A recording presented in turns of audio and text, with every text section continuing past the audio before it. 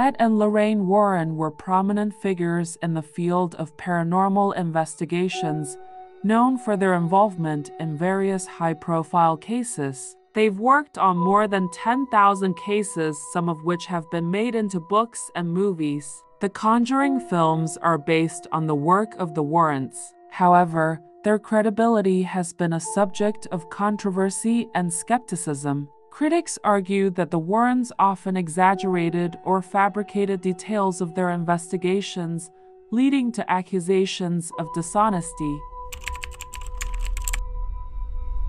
So, Ed and Lorraine Warren met in a neighborhood movie theater when they were 16 years old. When Ed and Lorraine were married at the age of 19, Ed thought he had grown up in a haunted house and Lorraine claimed to be clairvoyant. They quickly marry. When Ed was on military leave, they quickly started earning life as painters. They would visit homes they thought to be haunted, paint them, and then make an attempt to sell the artwork to the owner. The Amityville horror case, which occurred in 1979, was a turning point.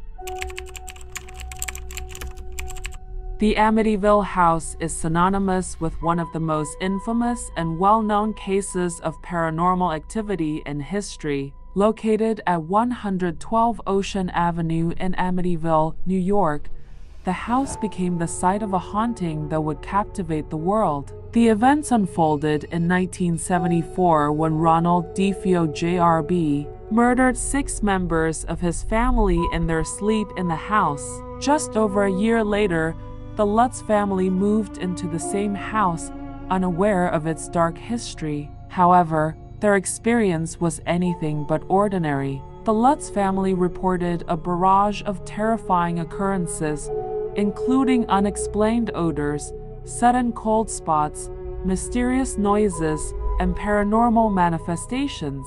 They claimed to witness apparitions and levitating objects and even experience physical and psychological torment. Fearing for their safety, the Lutz family fled the house after just 28 days. On March 6, Ed and Lorraine Warren conducted a seance in the house with several psychics. The Warrens had a full film crew with them when they arrived in Amityville. Unfortunately, the video team only managed to record a few psychics' groans. The Warren claimed that they caught a Gauss boy while glowing with eyes, but that the eerie image is actually a picture of Paul Bartz.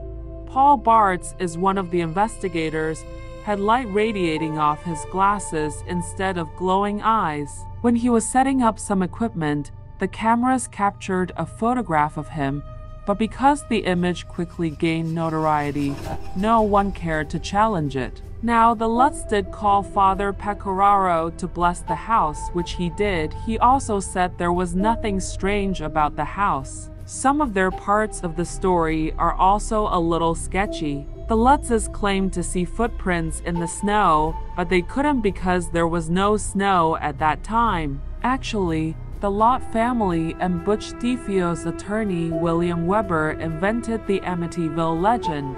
Now, they made up the narrative because Weber wanted Butch DeFeo to be found insane and because he was working on a book contract. The Lutzes were having financial difficulties, so they accepted Anson's offer of a 50-50th split. They had offers to make movies and millions of books were selling like crazy, so it was in their financial best interest to continue the plot. A cemetery in western Connecticut, according to many paranormal researchers and enthusiasts, is one of the most haunted locations in the whole state. The story goes that a man was driving along the road when a woman suddenly appeared in the middle of the street. Because he didn't have enough time to halt or slow down, the driver ran into the woman. She was nowhere to be seen when he stopped to try and help her. Since then, a number of witnesses have asserted seeing the white woman pacing the cemetery grounds. Oddly enough, the Warrens' home is just a short distance from this cemetery. They claim to have put a lot of effort towards finding the white lady's proof in 1990. Ed claimed to have been able to capture on video. When asked to show the footage that would prove his claims, but he declined. Eventually, he would release the video "This Is a Video."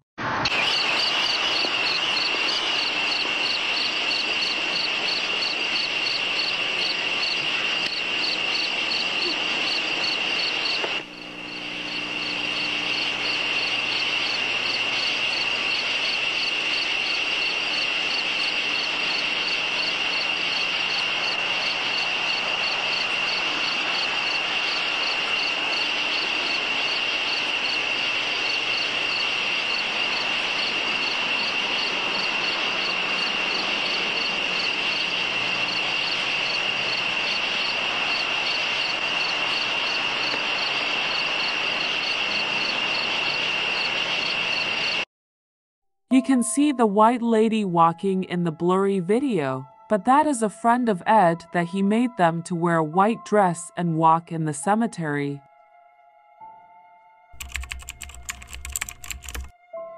The haunting of the Raggedy Ann doll named Annabelle is a bone-chilling paranormal case that has intrigued and terrified people for decades. The story begins in the early 1970s when a nursing student named Donna received the doll as a gift from her mother. At first, Annabelle seemed like an innocent and charming toy, but it soon became evident that something sinister lurked within her stitched exterior. Donna and her roommate Angie started noticing peculiar occurrences, such as the doll mysteriously changing positions, leaving handwritten notes, and even appearing to move on its own. The situation escalated when Annabelle began displaying violent and malicious behavior, attacking Donna's friend and leaving scratch marks on their bodies. Fearing for their lives, Donna and Angie sought the help of renowned paranormal investigators Ed and Lorraine Warren.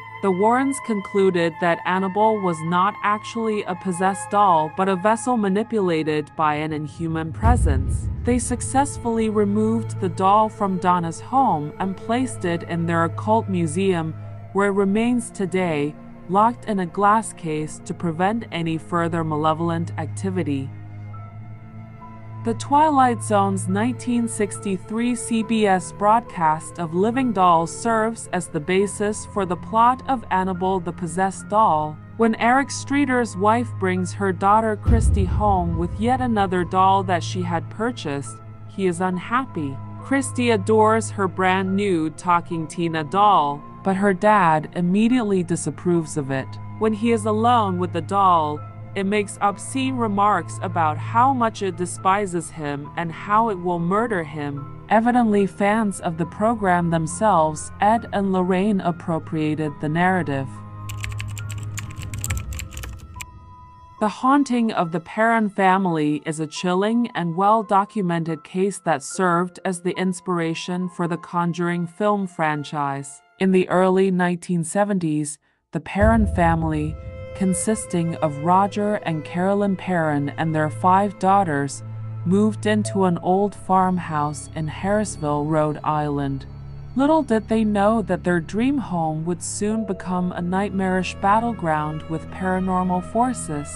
The Perron family experienced a series of terrifying phenomena that defied logical explanation. They reported hearing strange noises, footsteps, and voices throughout the house, often accompanied by a feeling of being watched. Objects would move on their own, doors would open and close inexplicably, and unexplained odors permeated the air. The family even encountered physical manifestations, such as mysterious bruises and scratches. The intensity of the haunting escalated over time, with the family being targeted by unseen entities. They witnessed apparitions and felt a pervasive sense of malevolence within the house. The parents sought help from paranormal investigators Ed and Lorraine Warren, who conducted extensive investigations and provided support during their ordeal. The Warrens believed that the Perron family's home was plagued by multiple spirits, some of whom were allegedly linked to a dark history of witchcraft and occult practices in the area. Bathsheba Sherman, a woman who lived in the 19th century, was rumored to be a witch and was associated with a series of disturbing events. According to local folklore, Bathsheba practiced dark magic and was accused of sacrificing an infant to the devil. It is believed that her malevolent spirit continued to haunt the land and the house where she once resided. When the Perron family moved into the property in the 1970s, they soon encountered paranormal phenomena that were attributed to Bathsheba's presence. Nice story, but the only thing the tale actually gets right is that Bathsheba was a real person, but she never resided in that house and never killed anyone. She was a beautiful woman who, by all accounts, passed away gently at the age of 73. Before she passed away was to fund the education of her grandkids. Nothing weird occurred at the house before or after, according to Norma Sutcliffe, who is currently residing there. The Perrons, however, persisted in asserting that their tale is real. The Glatzel family's second son, David Glatzel, had terrible experiences that they believed to be supernatural in origin, including growling and speaking in tongues.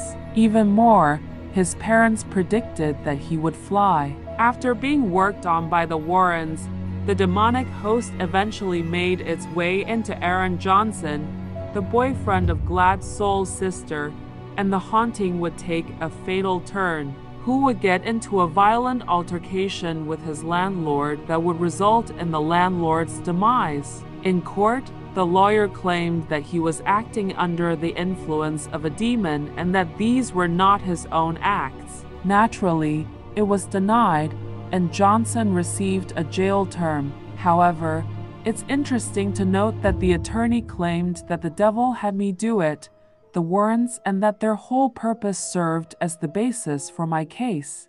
David Glatzel's brother Carl claimed that the Warrens' book on the case was totally fictional in a 2007 illegal filing, depicting them as two opportunists who fabricated a tragedy and transformed his brother's mental state into a demonic possession in order to get fame and wealth. What interests me the most is that none of the identifying priests who are mentioned in this report claim that any exorcisms ever actually took place in the Glatzel home, and that after enrolling David Glatzel at a private school and receiving treatment, he began to improve.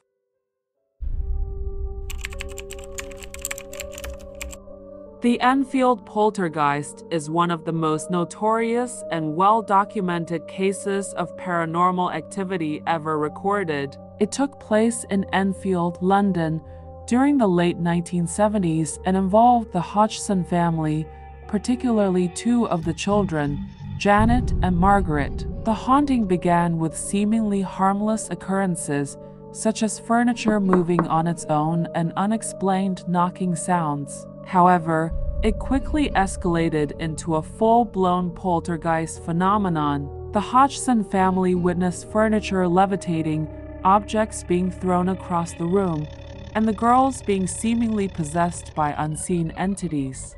The case gained widespread media attention, attracting investigators, journalists, and skeptics alike. Among the investigators were renowned paranormal researchers Maurice Grosse and Guy Playfair, who spent months documenting and witnessing the strange occurrences firsthand. The Enfield Poltergeist case remains controversial, with skeptics questioning the authenticity of some events, while others firmly believe in the supernatural nature of the haunting. Poltergeist is a hard one, but we know that Janet acknowledged that at least a portion of the narrative was made up. The kids were busted repeatedly making up supposed ghostly occurrences. Some assert that she was the voice, despite several films showing her mouth. Who's that, Janet? No. Who's there? Doctor Who. Doctor Who? Ed Warren may speak with Guy Playfair, the investigator who spent the most time with the family. Ed told Playfair that he might gain a lot from this circumstance. Even if Playfair wasn't interested, the Warrens nonetheless wrote it up. They later profited from it and listed it as one of their instances. The haunting of the Smurl family is a haunting case that garnered significant attention in the 1980s. The Smurl family, consisting of Jack and Janet Smurl and their 4 children, lived in a duplex house in West Pittston, Pennsylvania. Their lives took a terrifying turn when they began experiencing a series of disturbing and unexplained phenomena. The haunting began with minor incidents, such as strange odors and unusual noises. However, as time passed, the activity escalated to more intense and malevolent occurrences. The family witnessed furniture moving on its own, objects being thrown, and unexplained banging and knocking sounds throughout the house. They also reported encountering dark, shadowy figures and experiencing physical attacks, including scratching and biting. Desperate for help, the Smurl family reached out to paranormal investigators Ed and Lorraine Warren, known for their expertise in supernatural phenomena. The Warrens conducted several investigations and witnessed firsthand the unsettling events occurring in the Smurl home. They believed that the house was infested with multiple entities, including a powerful and malevolent presence that targeted the family. The Smurl haunting gained widespread media attention, drawing the curiosity of skeptics and believers alike. The family endured years of torment, struggling to find solace and normalcy amidst the ongoing paranormal activity. The case became the subject of a book titled The Haunted by Robert Perron, which chronicled the Smurl family's ordeal and their battle against the unseen forces that plagued their lives. Critics argue that the Smurl family's haunting was nothing more than a hoax or a case of overactive imaginations seeking attention and financial gain. Skeptics point to inconsistencies in the Smurl family's accounts and the lack of substantial evidence to support their claims. They argue that the reported paranormal phenomena could have been easily explained by natural causes or even psychological factors.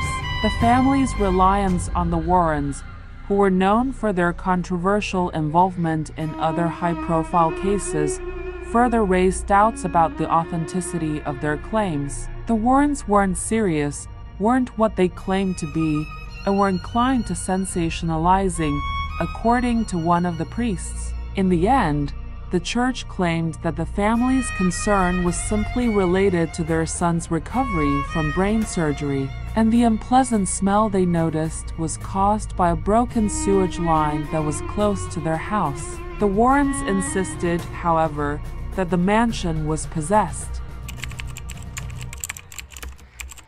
The Haunting in Connecticut is a paranormal case that gained attention and served as the basis for a book and subsequent film adaptation. The events unfolded in the late 1980s when the Snedeker family moved into a former funeral home in Southington, Connecticut, seeking a convenient location for their son's cancer treatments. Almost immediately after moving in, the Snedeker family began experiencing strange and unsettling phenomena. They reported encountering apparitions, witnessing objects moving on their own, and hearing unexplained voices and noises throughout the house.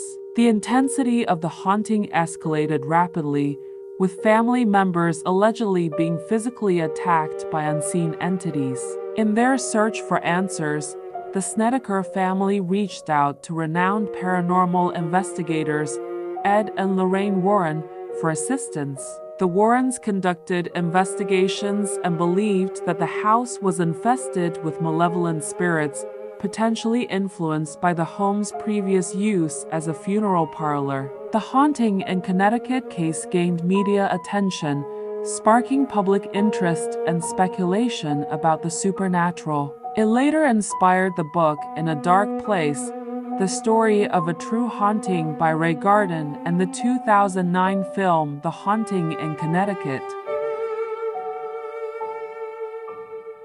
However, skeptics have raised doubts about the authenticity of the Snedeker family's claims. Their cancer-stricken son, Philip, was caught attempting to reward his cousins.